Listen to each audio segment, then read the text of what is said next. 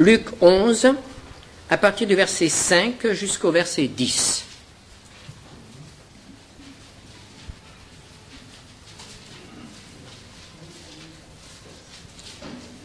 Nous avons dimanche dernier lu la parabole du juge inique. Ce matin, nous allons lire une autre parabole qui concerne la prière. Il leur dit encore, si l'un de vous a un ami et qu'il aille le trouver au milieu de la nuit pour lui dire, « Ami, prête-moi 3 pains, car un de mes amis est arrivé de voyage chez moi et je n'ai rien à lui offrir. » Et si de l'intérieur de sa maison, cet ami lui répond, « Ne m'importune pas, la porte est déjà fermée, mes enfants et moi nous sommes au lit, je ne puis me lever pour te donner des pains. » Je vous le dis, quand même, il ne se lèverait pas pour les lui donner parce que c'est son ami. Il se lèverait à cause de son importunité et lui donnerait tout ce dont il a besoin. Et moi, je vous dis, demandez et l'on vous donnera. Cherchez et vous trouverez. Frappez et l'on vous ouvrira. Car quiconque demande, reçoit. Celui qui cherche, trouve et l'on ouvre à celui qui frappe. Le Seigneur met ici en présence 3 personnages. Nous avons tout d'abord le personnage central, l'un de vous.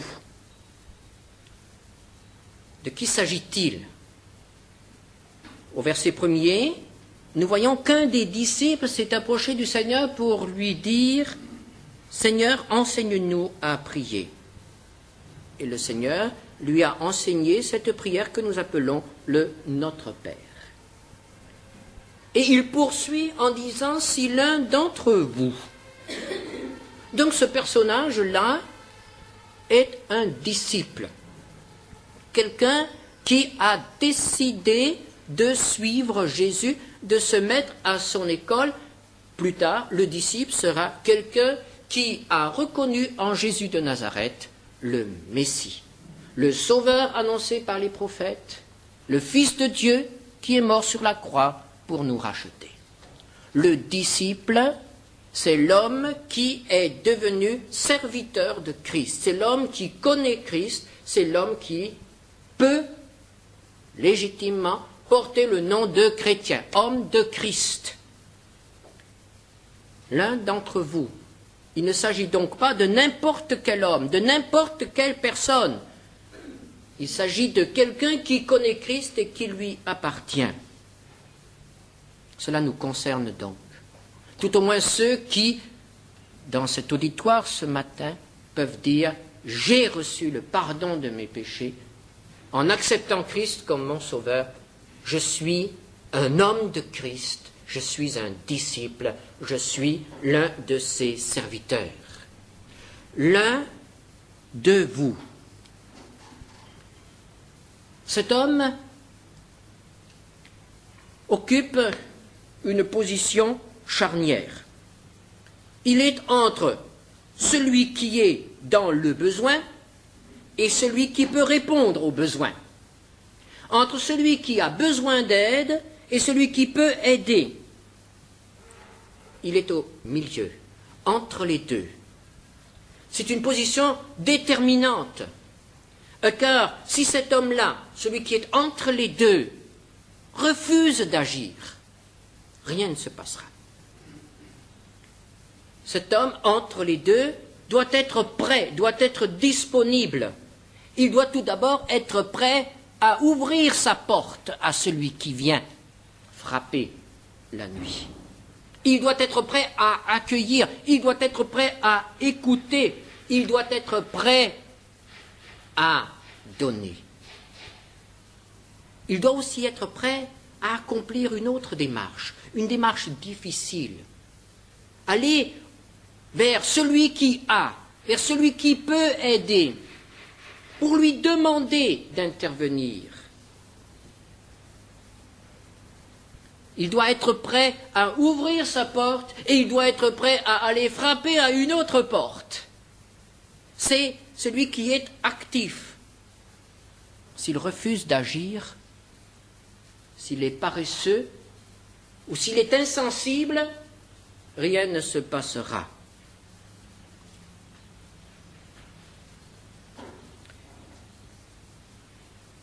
Voilà l'homme du centre, l'un de vous, l'un de ceux qui me connaissent, l'un de vous.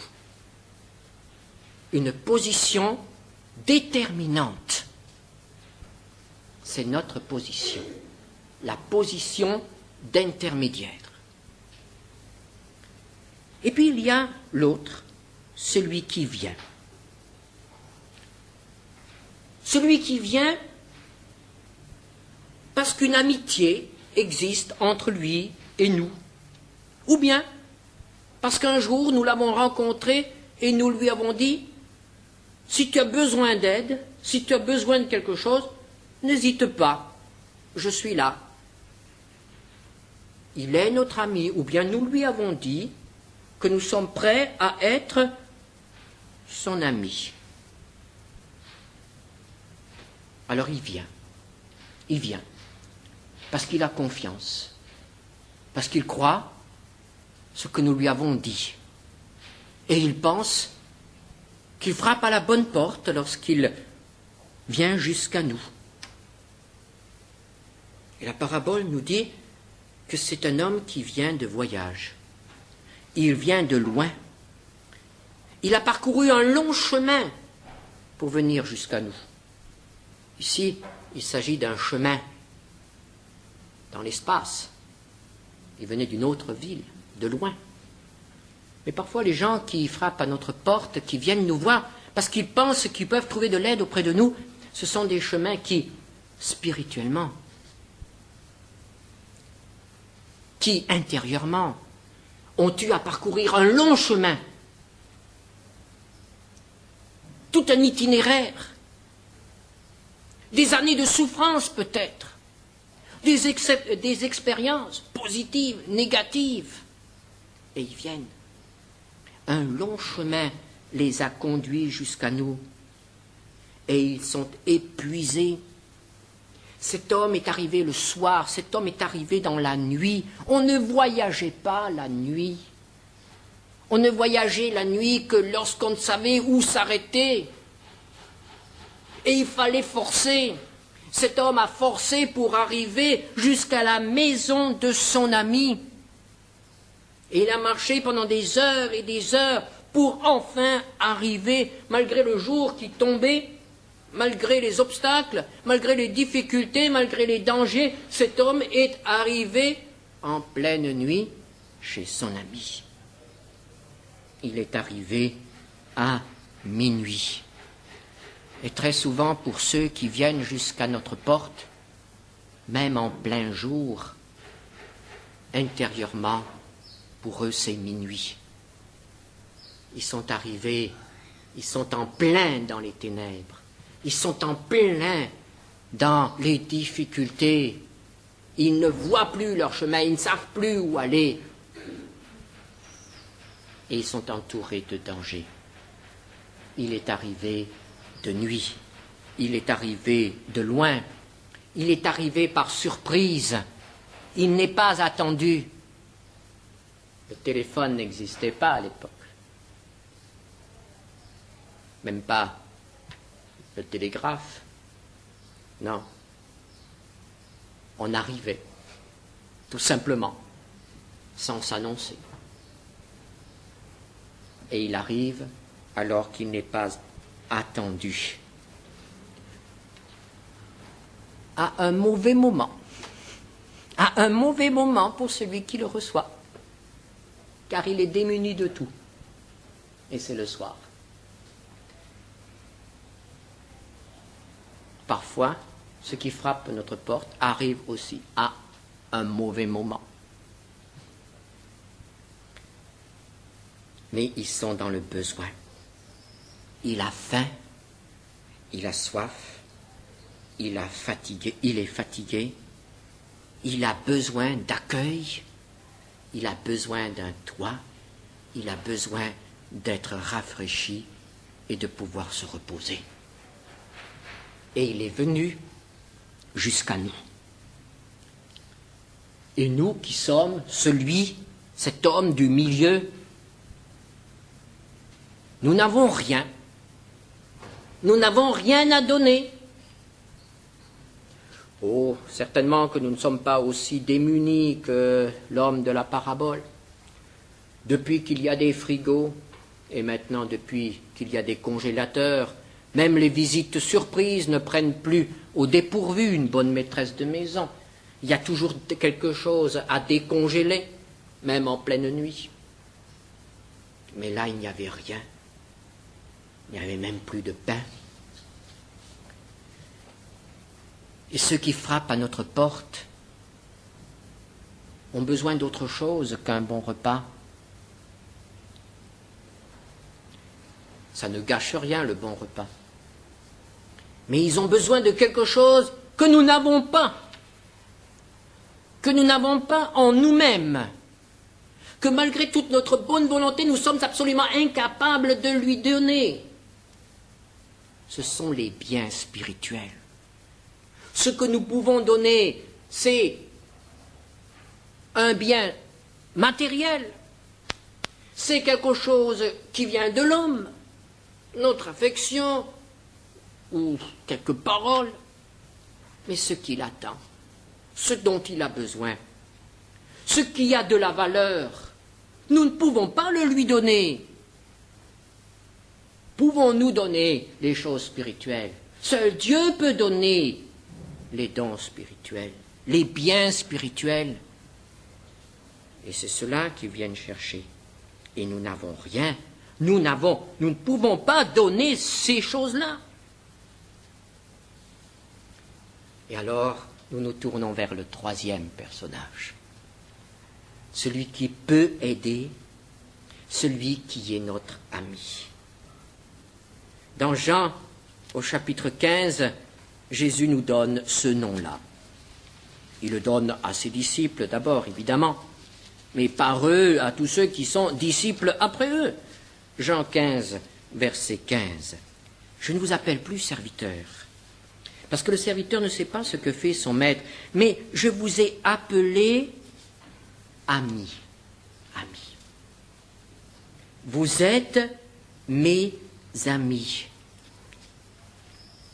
À quel ami avons-nous affaire? À celui qui a dit aussi, toujours dans le même chapitre 15 de Jean au verset 13, « Il n'y a pas de plus grand amour que de donner sa vie pour ses amis. » Un ami qui est donc prêt à témoigner de son amitié, de son amour, jusqu'au don de tout ce qu'il a, jusqu'au don de sa vie. Et cela n'est pas seulement une promesse, parce que ce don de la vie a déjà été donné. Nous savons que notre ami a donné sa vie. Nous le savons, cela. C'est écrit dans l'histoire. Nous le savons. C'est un fait du passé. Nous n'avons plus de questions à nous poser à ce sujet. Son amour, son amitié, il les a prouvés. Il les a prouvés en passant des heures sur une croix et en refusant d'en descendre alors qu'il pouvait en descendre. Il a donné sa vie et il a donné sa vie pour ses amis, pour nous. Nous avons un ami qui nous aime, un ami qui est prêt à donner et qui peut donner, qui possède toute chose. L'apôtre Paul écrit dans Colossiens 2, verset 10, « Vous avez tout pleinement en lui. » Un ami qui ne nous refuse pas l'aide dont nous avons besoin. Cette parabole a comme titre dans ma Bible « La persévérance dans la prière ».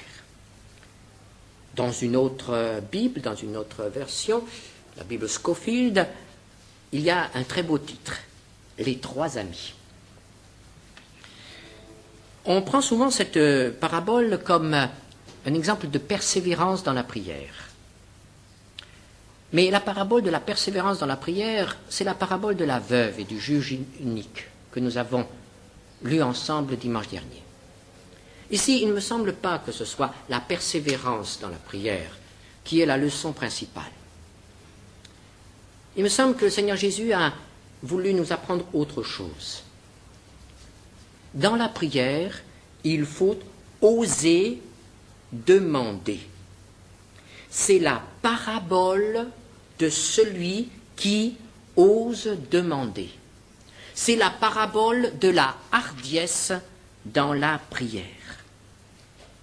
Cet homme du centre, cet homme charnière ici, cet ami qui reçoit une visite et qui va demander de l'aide, c'est un homme qui a osé demander. Mettons-nous à sa place. Nous sommes en pleine nuit et notre maison est vide, nous n'avons rien, mais nous savons qu'à côté, dans la maison d'à côté, notre ami a ce qu'il faut, il a du pain. Mais il est minuit. Nous savons qu'il est couché. Nous savons qu'il dort. Nous savons aussi qu'il a de petits-enfants. Et à cette époque-là, tout le monde dormait ensemble. Ce qui fait que l'un est réveillé, eh bien, tout le monde est réveillé, toute la maison est réveillée. Pour ceux qui ont des enfants, parmi nous, on fait quand même attention, n'est-ce pas? Qu'on nous dérange, nous, ça va. Mais quand le téléphone sonne à minuit et qu'il réveille toute la maisonnée, ça nous dérange, parce que ça réveille les enfants. Et quand il y a de tout petits enfants, ça peut être une bonne sérénade pendant 1 heure. Mais on hésite. Je suis certain que vous hésiteriez à venir sonner chez moi à minuit, comme moi j'hésiterais de venir sonner chez vous à minuit. Même si nous sommes très amis. Donc il y avait là de réels obstacles sur le chemin de cet homme qui avait besoin d'aide. Son amitié était même un obstacle. Il ne voulait pas déranger son ami, ses enfants. Il risquait peut-être même de lui déplaire, de perdre son amitié. L'amitié humaine a des limites. Et on sait très bien qu'il vaut mieux ne pas faire trop usage de l'amitié des autres. Car parfois, ils se lassent. On va trop loin et on perd tout. Et malgré cela, cet homme a osé demander. Cet homme a osé déranger. Cet homme a eu le courage de sortir et de frapper à la porte de son ami jusqu'à ce qu'il se réveille. Et tout le remue-ménage dans la maison. Et il a continué jusqu'à ce qu'il entende quelque chose et qu'il obtienne ses 3 pains. Évidemment, il s'agit là d'une histoire. Jésus prend là comme exemple un comportement humain. Mais c'est le comportement habituel de l'homme. Il ne peut pas être appliqué à Dieu. La Bible nous dit, dans le psaume 121, verset 4, « Voici, il ne sommeille ni ne dort, celui qui garde Israël. » En pleine nuit, je peux m'adresser à Dieu, je sais qu'il ne dort pas. Je ne le réveille pas. Je ne dérange pas non plus ses enfants. Condition que je ne prie pas trop fort. Parce qu'alors je dérange ceux qui sont à côté de moi. Mais je ne dérange jamais Dieu. Quel que soit le moment, quelle que soit la situation, je ne dérange jamais Dieu. C'est ce qui est extraordinaire. Notre ami, notre grand ami, peut être atteint à n'importe quelle heure du jour et de la nuit, en n'importe quel lieu, il est toujours prêt à nous écouter. N'est-ce pas quelque chose de merveilleux? Pourquoi n'en faisons-nous pas davantage usage? Pourquoi n'allons-nous pas plus souvent frapper à cette porte? L'apôtre Jacques dit dans Jacques 4, verset 2, « Vous ne possédez pas parce que vous ne demandez pas. » C'est la parabole qui nous apprend qu'il faut oser demander. Mais est-ce que c'est là notre cas? Est-ce que vraiment nous n'osons pas demander? Oh, nous demandons bien des choses au Seigneur. Nous avons l'impression que nous demandons tout au Seigneur. Mais est-ce vraiment le cas? Peut-être que Tout à l'heure, en continuant notre étude de cette parabole, nous allons découvrir qu'il y a beaucoup de choses que nous n'osons pas demander. Mais je dirais que le Seigneur, tout de suite, dans ce texte, nous encourage à tout demander. Il continue, au verset 9, « Moi je vous dis, demandez et l'on vous donnera. Cherchez et vous trouverez. Frappez et l'on vous ouvrira, car quiconque demande reçoit. Celui qui cherche trouve, et l'on ouvre à celui qui frappe. » Et il poursuit. « Quel est parmi vous le père qui donnera une pierre à son fils s'il lui demande du pain, ou s'il demande un poisson, lui donnera-t-il un serpent au lieu d'un poisson, ou s'il demande un œuf, lui donnera-t-il un scorpion? Si donc, méchant comme vous l'êtes, vous savez donner de bonnes choses à vos enfants, à combien plus forte raison le Père céleste donnera-t-il le Saint-Esprit à ceux qui le lui demandent? » Le Seigneur nous encourage et il nous dit, demandez, cherchez, frappez. Il n'y a aucune demande qui soit trop grande. Tout de suite, il nous met en présence de ce qui est le plus grand, de la demande la plus importante qu'un homme puisse faire à Dieu. Demandez le Saint-Esprit. Qui est le Saint-Esprit? Mais le Saint-Esprit, c'est Dieu. Demandez-moi et je me donne à vous. Voilà ce que dit Jésus. Il nous donne donc le maximum. Il n'y a rien d'autre, rien de plus grand. Nous avons tout pleinement en lui. Ces paroles, il faut les replacer évidemment dans la situation. Jésus n'était pas encore crucifié, Jésus n'était pas encore monté au ciel, la Pentecôte n'avait pas encore lieu. Nous n'avons pas aujourd'hui, lorsque nous appartenons au Seigneur, à demander le Saint-Esprit. Nous avons reçu le Saint-Esprit au moment de la nouvelle naissance, mais nous pouvons toujours à nouveau demander au Seigneur de nous remplir de son Esprit.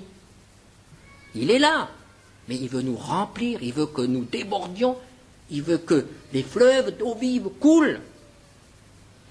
Cette prière n'est donc pas particulièrement pour nous, mais ce que le Seigneur veut nous dire ici, c'est que puisque Dieu est prêt à venir lui-même par son Esprit demeurer dans notre cœur, donc il nous donne le maximum. Tout le reste peut être demandé. Plus rien n'est exclu de ce qui peut être demandé. Nous avons vraiment tout pleinement en lui, à condition que nous le demandions évidemment selon les indications de la parole de Dieu. Il ne faut pas demander quelque chose pour notre propre gloire, il ne faut pas demander quelque chose pour assouvir nos convoitises. Enfin, tout cela est clair pour nous, n'est-ce pas? Il s'agit de demander ce qui glorifie Dieu. Vous ne possédez pas parce que vous ne demandez pas. Mais cette parabole nous oriente vers un genre de prière très particulier. Celui qui est là, au centre, n'est pas particulièrement dans le besoin. Il avait mangé ce soir-là. Il avait une maison, il avait un lit.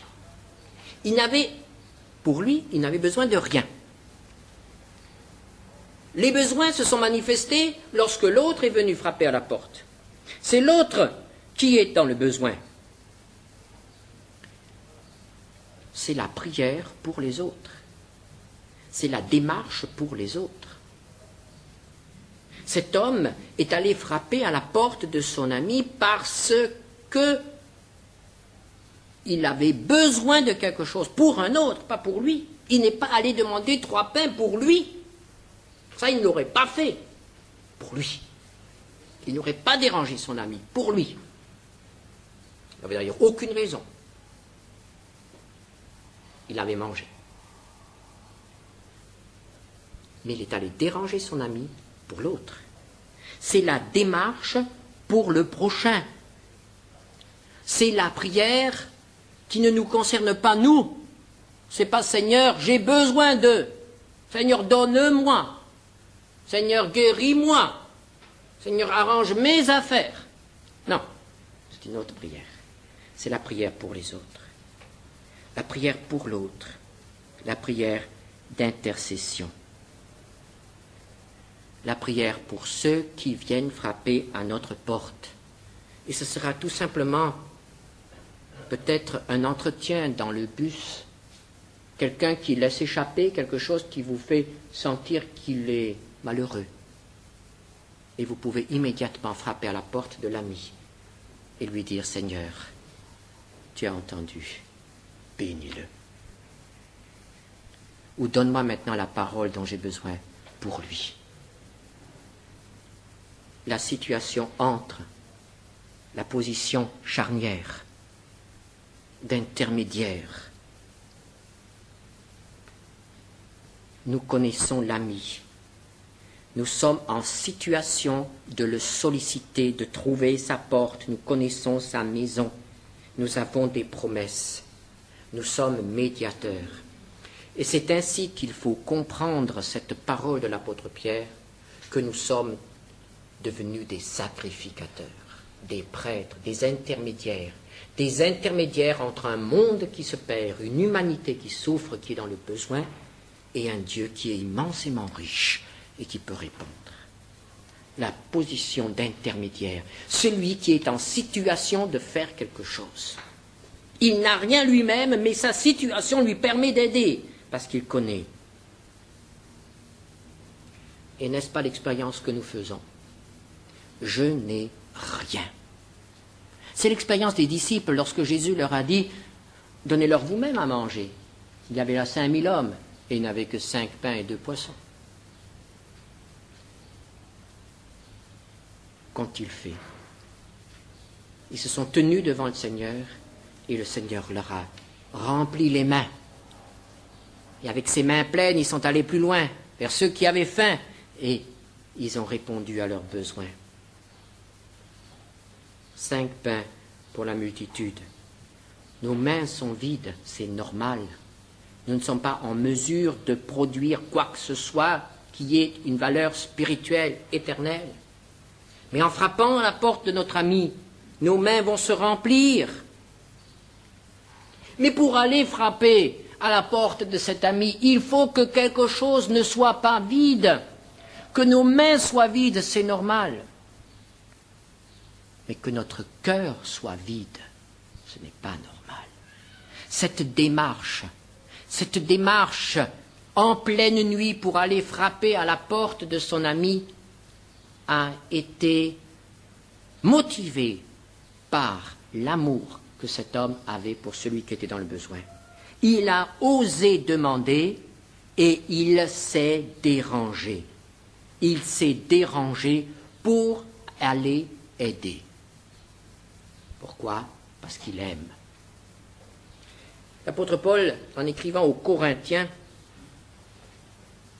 s'exprime ainsi dans 2 Corinthiens 9, verset 14.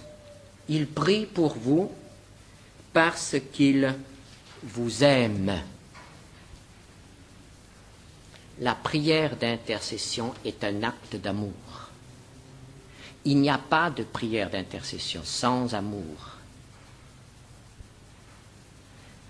Le chrétien qui a le cœur vide n'intercède pas. Il ne pense qu'à ses besoins. Il tourne autour de lui-même. Combien de temps passons-nous à prier pour les autres? Combien de temps passons-nous à prier pour nous ou pour les nôtres? Il prie pour vous parce qu'il vous aime. Notre cœur est-il vide? Vous ne possédez pas parce que vous ne demandez pas. Et là, nous voyons qu'il y a un vaste domaine où nous demandons si peu. Nous demandons si peu pour les autres. C'est la prière, c'est la parabole de celui qui ose demander. Mais c'est la parabole aussi de celui qui est prêt à se déranger, à faire quelque chose pour son prochain dans le besoin. Il est allé et il a reçu. Il a reçu 3 pains. Pourquoi 3? On peut imaginer bien des choses. Et si vous lisez des commentaires, je suppose que vous allez trouver des noms pour ces 3 pains. Moi, je vous propose tout simplement ce matin de dire que ces 3 pains, ça sera d'abord le pain pour le prochain. Ce sera le pain pour mon frère. Parce que parfois, c'est aussi mon frère qui frappe à ma porte, dans le besoin. Et le 3e pain, je crois que c'est le pain pour moi. 3 pains. Parce que le Seigneur me donne aussi à manger à moi. Lorsque le Seigneur Jésus a multiplié les pains pour la foule sur la montagne, il est resté 12 corbeilles de reste. Exactement le nombre des apôtres. Eux qui n'avaient rien. Ils en ont eu du pain. Quand on donne aux autres, on a aussi toujours quelque chose pour soi. 3 pains. Le pain pour le prochain qui ne connaît pas Christ. Le pain pour le frère qui est dans l'épreuve. Et le pain pour moi. Osons demander et nous recevrons. Et ceux qui frapperont à notre porte dans la nuit, dans les ténèbres de ce monde, ne repartiront pas déçus, parce qu'ils recevront quelque chose qui vient de notre ami. Et nous pourrons lui dire, je te le donne en son nom. Et nous pourrons lui parler de cet ami qui veut devenir son ami. Et nous pourrons le conduire jusqu'à la porte de sa maison, pour qu'il puisse s'adresser directement à lui. Et ainsi deviendra son ami. La parabole des 3 amis. Quelle belle parabole. Prions ensemble.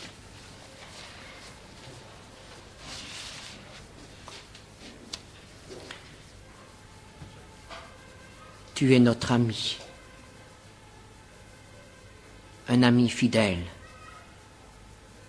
Un ami dont les bontés, les richesses sont inépuisables. Ô Seigneur, si souvent nous frappons à ta porte pour nous, apprends-nous à être davantage prêts à venir pour les autres. Il y a autour de nous tant d'hommes et de femmes qui meurent dans les ténèbres de la nuit parce qu'ils n'ont pas de pain, pas le vrai pain qui les sauve. Fais de nous ces hommes intermédiaires, ces médiateurs, ces sacrificateurs qui savent aider